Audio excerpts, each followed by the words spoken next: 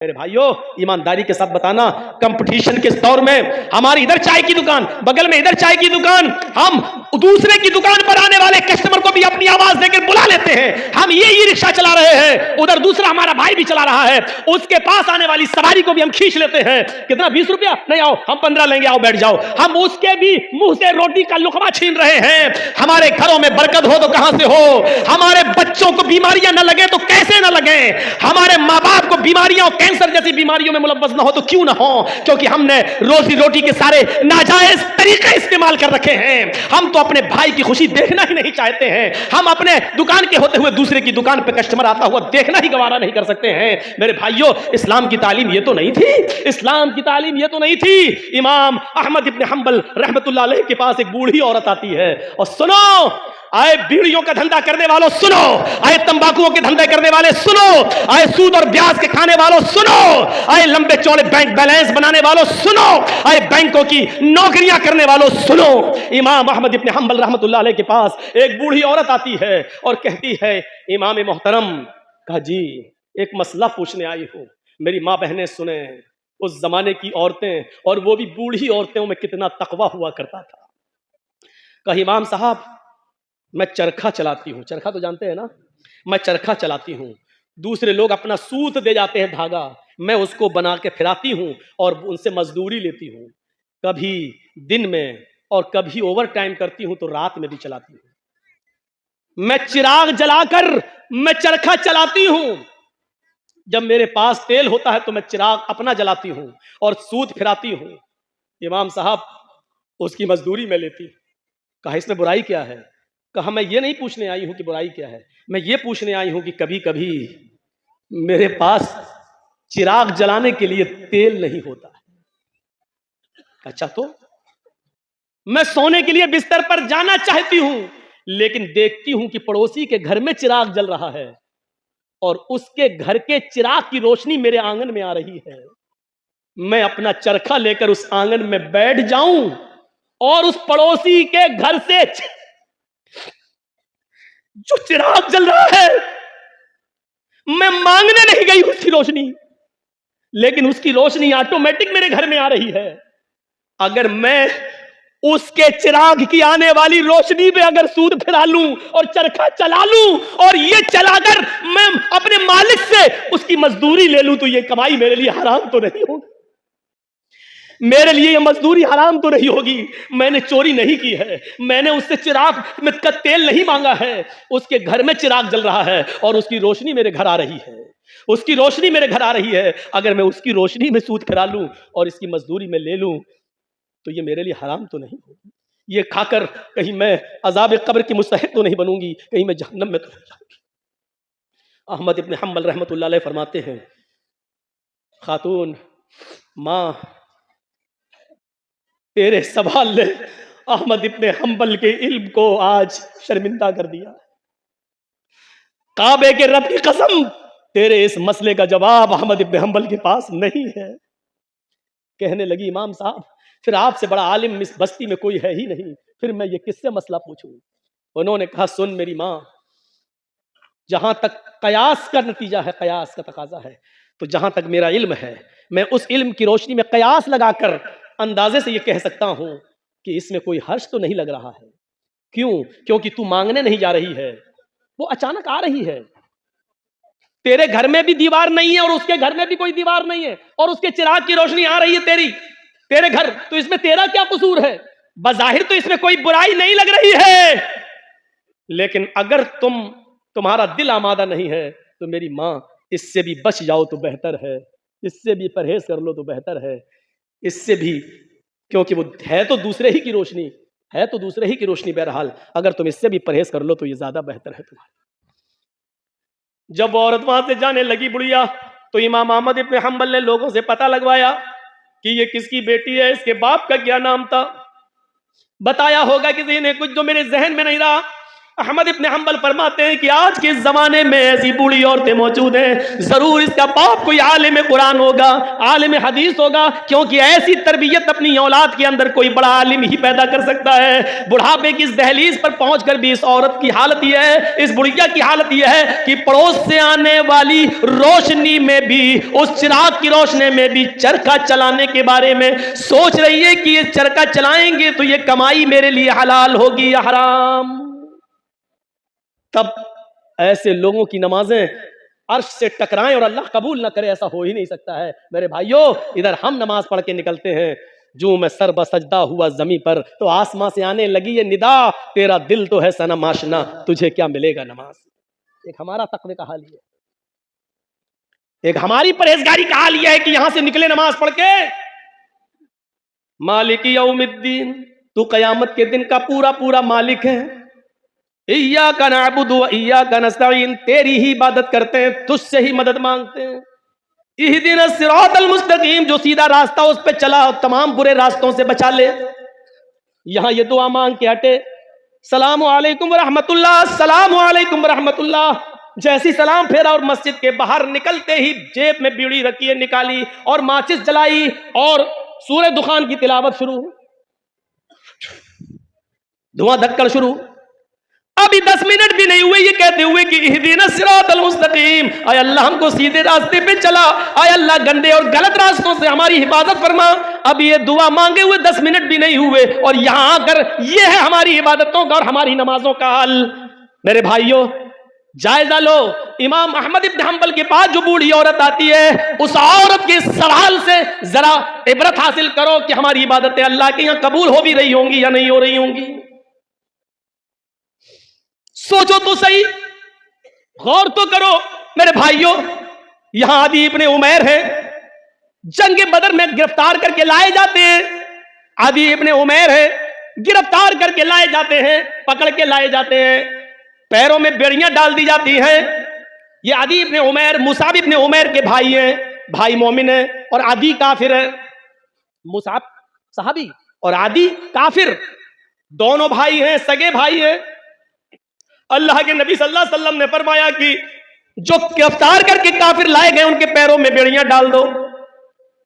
عدی کے پیروں میں جب بیڑیاں ڈالی جانے لگی تو مصعب ابن عمیر وہیں کھڑے ہو گئے اور جو ان کے پیروں میں بیڑیاں ڈال رہا تھا صحابی عدی ابن عمیر کے پیروں میں، وہیں کھڑے ہو کے مصعب ابن عمیر کہنے لگے، اے صحابی اپنے دوست سے، اے دوست اس کے پیروں میں بیڑیاں ذرا ٹائٹ ڈالو، یہاں سے کس دو، میں اس کو اچھی طریقے سے جانتا ہوں، یہ لاک توڑنے میں، زنجیر توڑنے میں بڑا ماہر ہے، یہاں سے ٹائٹ کر دو ورنہ یہ توڑ کے بھاگ جائے گا۔ جب مصعب ابن عمیر یہ کہہ رہے تھے کہ اس کے پیروں میں یہاں سے ٹائٹ کرو، یہاں سے ٹائٹ کرو، یہاں سے لاک لگاؤ، تو عدی ابن عمیر کو اتنا غصہ آ رہا تھا کہ مارے غصے کے عدی چیخ پڑا، اے مصعب تجھے شرم آنی چاہیے، تو اسی عمیر کا بیٹا ہے جس کا بیٹا میں ہوں، تیری رگوں میں اسی باپ کا خون دوڑ رہا ہے جس کا خون ہماری رگوں میں دوڑ رہا ہے، لیکن آج تجھے بھائی کہتے ہوئے شرم آ رہی ہے، تیری غیرت کیسے گوارا کر رہی ہے کہ تیری آنکھوں کے سامنے تیرے سگے بھائی کے پیروں میں بیڑیاں ڈالی جا رہی ہیں اور تو دیکھ رہا ہے کھڑے ہو کر، اور دیکھ ہی نہیں رہا ہے بلکہ مشورہ دے رہا ہے کہ یہاں سے ٹائٹ کرو، تھوکتا ہوں تجھ پر، بھائی کہتے ہوئے شرم آتی ہے تجھے۔ ادھر مصعب ابن عمیر کہتے ہیں چپ، خاموش، تو بھائی ہے میرا؟ نہیں، تو میرا بھائی نہیں ہے۔ عدی کہتا ہے کیا عمیر تیرا باپ نہیں ہے؟ کیا میری ماں تیری ماں نہیں ہے؟ کیا عمیر کا خون تیری رگوں میں نہیں دوڑ رہا ہے؟ کیا میری ماں کا دودھ تیری رگوں میں خون بن کر نہیں دوڑ رہا ہے؟ جواب دیا، عمیر میرا باپ ہے یہ سچ ہے، تیری ماں میری ماں یہ سچ ہے، تو نے اور میں نے ایک ہی ماں کا دودھ پیا ہے یہ بھی سچ ہے، تیری اور میری رگوں میں ایک ہی باپ کا خون دوڑ رہا ہے یہ بھی سچ ہے، لیکن یہ سچ نہیں ہے کہ تو میرا بھائی ہے۔ جانتا ہے میرا بھائی کون ہے؟ عدی نے کہا پھر کون ہے اگر میں تیرا بھائی نہیں ہوں؟ میرا بھائی وہ ہے جو تیرے پیروں میں بیڑیاں ڈال رہا ہے، یہ تیرا بھائی ہے؟ ہاں، اس لیے کہ میرے اس بھائی نے کلمہ پڑھا ہے، اشہد ان لا الہ الا اللہ واشہد ان محمدن عبدہ ورسولہ۔ بخاری شریف کی حدیث کے اس واقعے سے ہمیں یہ پتا چلتا ہے میرے بھائیوں کہ اسلام لانے کے بعد، ایمان کلمہ پڑھنے کے بعد، لا الہ الا اللہ محمد رسول اللہ کا اقرار کرنے کے بعد، اسلامی رشتے سے کلمے کی بنیاد پر अपने एक साथी की जो इज्जत होती है वो फिर सगा भाई भी वो दर्जा नहीं रखता है। क्या जवाब दिया? खूनी रिश्ते को कुर्बान कर दूंगा, लेकिन कलमे की बुनियाद पर ये मेरा भाई है, इस रिश्ते को मैं कुर्बान नहीं करूंगा। आए आदि, तू मेरा भाई नहीं, मेरा भाई वो है जो मेरे पैरों में बेड़ियां डाल रहा है, इसलिए कि इसने कलमा पढ़ा है, अशहदु अल्ला इलाहा इल्लल्लाह व अशहदु अन्ना मुहम्मदन अब्दुहु व रसूलुहु। इस कलमे की बुनियाद पर ये मेरा भाई है, तू भाई नहीं है। ये होता है इस्लामी रिश्ता। और इस्लामी रिश्ता इतना अहम होता है कि उसके लिए खूनी रिश्ते को कुर्बान कर दिया जाता है। अरे कम से कम उतना ही करो जो अपने लिए पसंद करो, वो अपने भाई के लिए पसंद, अपने मुसलमान भाई के लिए पसंद कर लो, यही काफी, इतना ही करो आज के जमाने में। सईद इब्ने जुबैर को हज्जाज इब्ने यूसुफ की पुलिस ढूंढ रही थी। सईद इब्ने जुबैर को हज्जाज इब्ने यूसुफ की पुलिस ढूंढ रही थी। हुक्म था उसको पकड़कर जिंदा मेरे पास लाओ, उसको कत्ल किया जाएगा। सईद इब्ने जुबैर बड़े नेक आदमी थे, लेकिन हज्जाज इब्ने यूसुफ ने बड़े नेक लोगों को ही कत्ल किया है, एक एक करके न जाने कितने सहाबा को उसने कत्ल किया है। हज्जाज इब्ने यूसुफ ने सईद इब्ने जुबैर को पुलिस ढूंढ रही थी, पुलिस तलाश कर रही थी, लेकिन सईद इब्ने जुबैर किसी के हाथ नहीं लग रहे थे। रात को वो बहुत सी दूरी तय करके हज्जाज इब्ने यूसुफ की सल्तनत से निकलना चाह रहे थे, उसके मुल्क से बाहर भागने की कोशिश कर रहे थे ताकि मेरी जान बच जाए। लेकिन रात का वक्त था, अंधेरे में फायदा उठाकर वो जाया करते थे, और जब सुबह होती थी तो कहीं पनाह ले लिया करते थे ताकि हज्जाज इब्ने यूसुफ की पुलिस हमको न पकड़ ले। एक दिन रात को इशा की नमाज के बाद किसी मुसलमान के घर वो खाना खाने के लिए रुके थे, और मुसलमानों ही में से किसी ने जासूसी कर दी। हज्जाज इब्ने यूसुफ की पुलिस को बता दिया कि सईद इब्ने जुबैर फला आदमी के घर रुके हुए हैं, और रात का हिस्सा गुजरने के बाद वो इस घर से निकलेंगे और वो फिर भागेंगे। हज्जाज इब्ने यूसुफ की पुलिस आती है और इशा की नमाज के बाद उस घर पे छापा मारती है। सईद इब्ने जुबैर पकड़ लिए जाते हैं। अब बताता हूं, जासूसी किसने की? अपनों ने। अपने ही जासूसी करते हैं। लॉकडाउन के मौके पर आपने देखा होगा, हमारे उत्तर प्रदेश में तो वही हाल था, जब हर चीज का गोश्त बंद था, कुछ नहीं ले सकते थे, और चोरी छुपे कोई अगर भैंस काट लेता था तो अपने ही लोग जासूसी करते थे, फलां के घर में भैंस हुई है, और पुलिस आकर छापा मारती थी, जितने की भैंस नहीं उससे ज्यादा जुर्माना वसूल करती थी। अपने ही जासूसी करते हैं। इनाम का लालच होगा, इतना मिलेगा। सईद इब्ने जुबैर पकड़ लिए जाते हैं, और सईद इब्ने जुबैर को हज्जाज इब्ने यूसुफ के पास लाया जा रहा है, लेकिन जहां पकड़े गए वहां से हज्जाज इब्ने यूसुफ इतना दूर है कि वहां तक जाने में 1 हफ्ता लग जाएगा। घोड़े पर, ऊंट पर बैठकर सफर किया जाए तो 1 हफ्ता लग जाएगा। कितना? 1 हफ्ता। लेकिन चल रहे हैं। नमाज का वक्त होता, वो नमाज पढ़ते, सफर में रोजा माफ है, लेकिन सईद इब्ने जुबैर सफर में भी रोजा रख रहे हैं, क्योंकि उनको मालूम हो चुका है कि अब मेरी मौत का वक्त करीब है, हज्जाज के सामने मैं लाया जाऊंगा और मुझे कत्ल कर दिया जाएगा। लिहाजा वो दिन में रोजा रखना शुरू कर दिए। जहां पुलिस वाले आराम करने के लिए रुकते, वो वहीं नमाज पढ़ना शुरू कर देते और नफली इबादत करना शुरू कर देते हैं। सईद इब्ने जुबैर की इबादत पुलिस वालों को बड़ी पसंद आई, उनका अखलाक बहुत पसंद आया।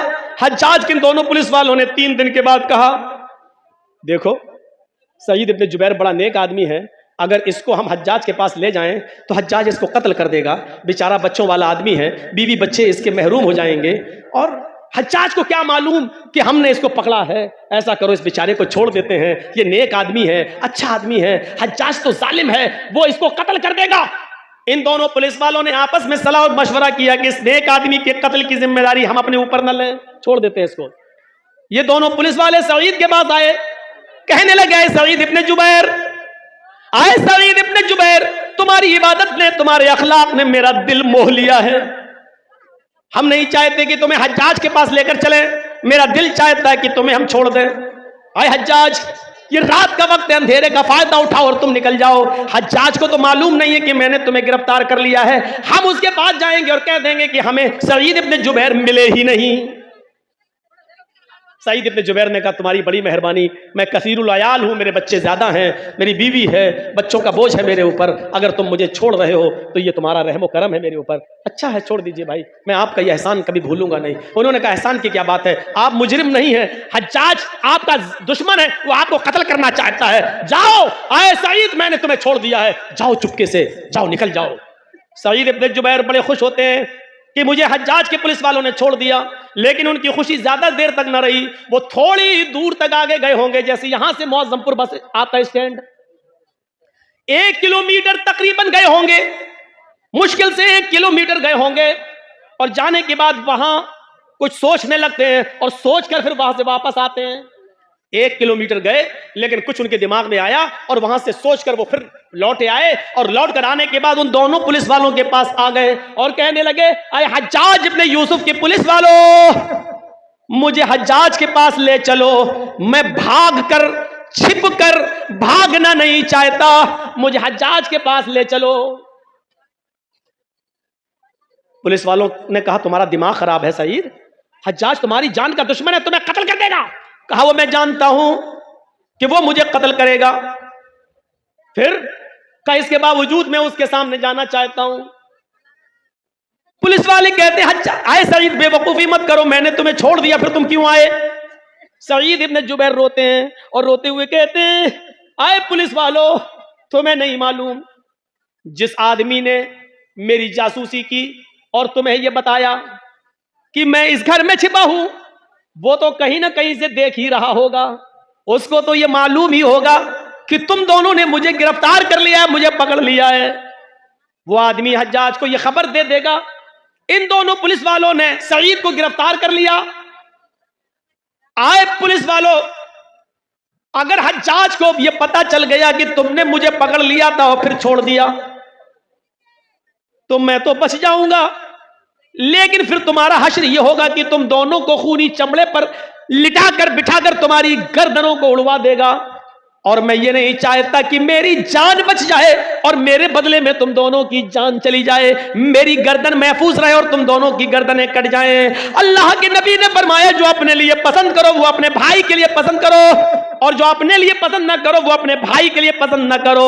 جب مجھے اپنی گردن اپنے لیے کٹانا پسند نہیں ہے تو اپنے وجہ سے, میری وجہ سے تم دونوں کی گردنیں کٹ جائیں, یہ مجھے کیسے پسند ہو سکتا ہے؟ اگر میری بیوی بچے ہیں تو آپ کے بھی تو بیوی بچے ہیں, پھر میرے بیوی بچوں میں خوش رہوں, اور تم دونوں کی جان جائے اور تم دونوں کی بیوی بچے ایک دوسرے کے اوپر بوجھ بن جائیں, یہ اسلام نے نہیں سکھایا, یہ ہمارے نبی نے نہیں سکھایا. آئے حجاج کے پولیس والوں, مجھے حجاج کے پاس لے کر چلو. اس کے باوجود ان دونوں نے سمجھایا لیکن نہیں مانے سعید ابن جبیر, ہم اپنے لیے تمہاری زندگی خطرے میں نہیں ڈال سکتے ہیں. آخرکار ضد کرتے رہے اور وہ دونوں پولیس والے ان کو پکڑ کر حجاج کے سامنے لے آئے. حجاج نے کہا بہت بہت مبارک, تم ان کو پکڑ کر لائے ہو, تمہیں انعام سے نوازا جائے گا. اور کہا کوئی خواہش ہے تمہاری؟ انہوں نے وہی خواہش ظاہر کی کہ ہمیں 2 رکعت نماز پڑھنا ہے. کہا پڑھ لو. خونی چمڑا بچھا دیا گیا. کچھ کھانا ہے کچھ پینا ہے؟ کہا نہیں. کیوں؟ آخری تمنا تو سب سے پوچھی جاتی ہے, کچھ کھانا ہو پینا ہو تو بتا دو. سعید ابن جبیر نے کہا انی صائم, میں روزے سے ہوں. حجاج ابن یوسف نے کہا چلو. پیچھے سے ہاتھ باندھ دیے گئے, خونی چمڑا بچھا دیا گیا, گردن نیچی کر دی گئی, اور حجاج کے ایک جلاد نے پوری طاقت کے ساتھ اپنی تلوار چلا کر سعید ابن جبیر کو ایک ہی بار میں ان کی گردن کو ان کے تن سے جدا کر دیا. پورا واقعہ بتانے کا میرا مقصد صرف یہ ہے کہ سعید ابن جبیر نے اپنی گردن کٹانا گوارا کر لیا, لیکن اپنی وجہ سے ان دونوں مسلمان پولیس والوں کی زندگی خطرے میں نہیں ڈالی. یہ مسلمان ہوتا ہے جو اپنی وجہ سے دوسرے کو مصیبت میں نہیں ڈالتا ہے, جو اپنی وجہ سے دوسرے کو تکلیف میں نہیں ڈالتا ہے, وہ مسلمان ہی کیا جس کی وجہ سے دوسرے کو تکلیف پہنچے. اور ہم تو اس وقت سب سے زیادہ خوش ہوتے ہیں جب ہماری وجہ سے ہمارا پڑوسی بے چین ہو. اس زمانے میں کیا حال تھا, ایک آدمی کے گھر میں بہت سے چوہے تھے جو اس کو تنگ کرتے تھے. اس نے لوگوں سے پوچھا میں کیا کروں بتاؤ. کسی نے کہا ایک بلی لے آؤ, بلی پال لو گے چوہوں کو کھاتی رہے گی. اس نے کہا یہ تم نے صحیح مشورہ دیا. 3-4 دن کے بعد اسی آدمی نے پوچھا کیا وہ بلی لائے؟ اس نے کہا نہیں لائے. کہا پھر کیا ہوا؟ چوہے ہیں اب کیا کریں گے؟ تو کہا بلی کیوں نہیں لاتے ہو؟ کہا میں بلی خریدنے کا ارادہ کیا کہ میں بلی لاؤں اور پال لوں, لیکن یہ سوچ کر نہیں لایا کہ جب میرے گھر میں بلی آ جائے گی تو کچھ 2-4 چوہوں کو کھا لے گی, اور بہت سے چوہے تو ڈر کے مارے میرا گھر چھوڑ دیں گے اور بھاگ جائیں گے, اور وہ گھر چھوڑ کر بھاگیں گے تو میرے پڑوس میں گھس جائیں گے. اور اللہ کے نبی نے فرمایا پڑوسیوں کا بہت بڑا حق ہے. جو چیز میں اپنے لیے پسند نہیں کرتا ہوں چوہے وہ ڈر کے مارے میرے پڑوس کے گھر میں پہنچ کر ان کو وہی تکلیف دے جو میرے گھر میں مجھے تکلیف دے رہے ہیں. تو یہ بھی تو صحیح نہیں ہے کہ میں اپنی تکلیف سے بچ جاؤں لیکن اپنی تکلیف اپنے پڑوسی کو دے دوں. یہ کون سا ایمان تھا یار؟ یہ کون سا جذبہ تھا؟ اس جذبے کو کیا کہیں گے آپ؟ یہاں تو بدگمانیاں ہم نے اتنی پال رکھی ہے ایک دوسرے کے خلاف. ہماری مولانا جرجیز کی آپ سے بنتی نہیں ہے. اب ہمیں نہیں دیکھنا چاہتے, ہم آپ کو نہیں دیکھنا چاہتے, غصہ میں اب آپ نے ہمارے خلاف بہت کچھ پال لیا ہے, اپنے دماغ میں رکھ لیا ہے. اب آپ کا ذہن وہی کہے گا جو آپ کے دماغ میں ہے. اب مولانا جرجیز چاہے کتنا اچھا کام کر رہے ہو لیکن آپ کو برا لگے گا. اب جرجیز صاحب نماز پڑھ کے نکلیں گے تو آپ کیا کہیں, دیکھو نو سے چوہے کھا کے بلی چلی حج کا, کتنا بڑا ملا بنا پھر رہا ہے. اچھی تقریر کریں گے تو کہیں دیکھ کیسے دکھاوا کر رہا ہے. کیوں؟ کیونکہ آپ کے دماغ میں میرے تعلق سے وہی بھرا ہے.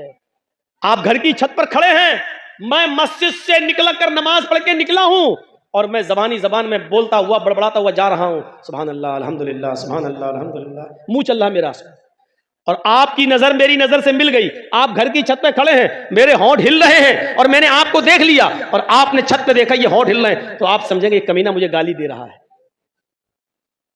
یہ بدگمانی ہے. یہی قرآن کہتا ہے یا ایھا الذین آمنوا اجتنبوا کثیرا من الظن ان بعض الظن.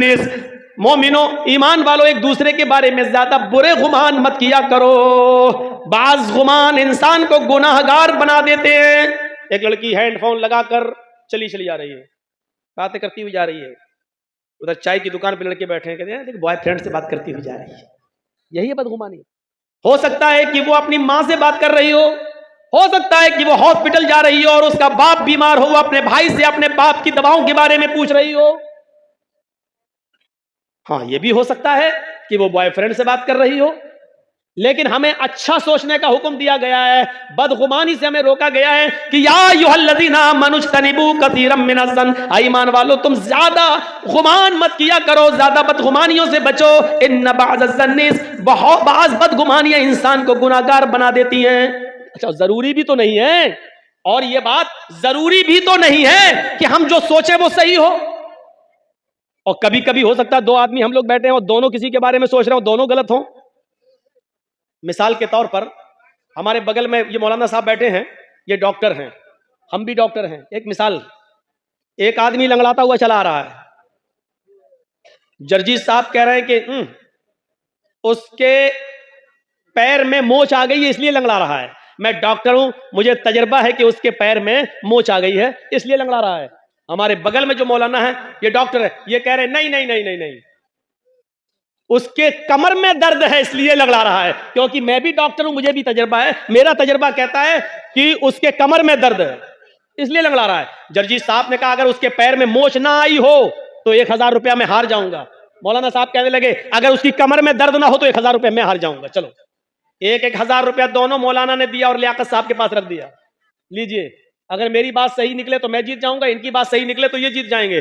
تھوڑی دیر کے بعد سامنے لنگڑاتا ہوا آدمی سامنے آ گیا. جرجیز صاحب نے پوچھا بتاؤ تمہارے پیر میں موچ ہے؟ مولانا صاحب نے پوچھا کہو کیا تمہارے کمر میں درد ہے؟